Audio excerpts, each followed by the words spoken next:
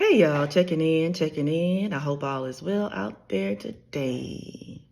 All right, I got a few things I wanted to talk about. The first thing is if you go to a church, if you're listening to a pastor on social media, and you respectfully ask them a question from human to human, and the first thing they do is get territorial. The first thing they do is get offended, and they're like, well, this is my space. This is my church, or this is my platform. Who is you? If they do that or something like that, you might want to think about booking.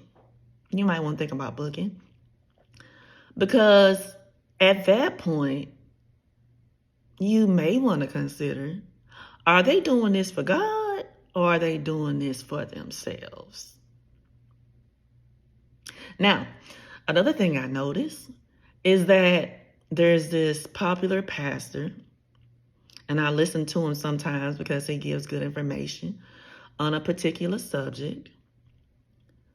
But I noticed in most of his pictures that I've seen, or all of his pictures that I've seen, that there's been like this prominent twinkle in his eye.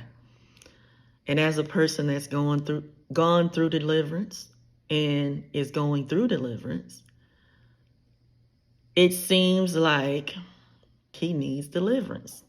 But from watching the way he moves, this is just my observation, my opinion, he seems like one of those pastors, like if you try to bring up deliverance to him or ask him to get deliverance, he seems like he might be too prideful, but I don't know. So the reason I'm bringing that up is if you have a pastor that doesn't teach about deliverance or that doesn't talk about their own deliverance, that might be a red flag. I'm going to leave that right there. And then the last thing I've been thinking about and have thought about in the past, with social media, a lot of us are learning how to choose better mates, better friends. We're just learning how to have higher standards, better boundaries, things like that. And I wanted to talk about marriage, Christian marriages.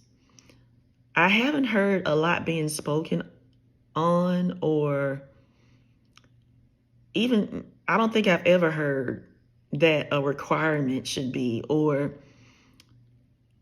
people should think about going through deliverance before getting married.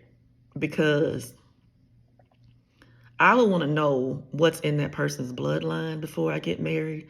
Because when we do get married and we're in covenant, I would like to be as best equipped as I can be to be able to fight spiritual battles. Because when we get married, we're going to be fighting each other's spiritual battles. So that's a good thing. I think deliverance before getting married is a good idea. And if a person doesn't want to, that would be a red flag for me.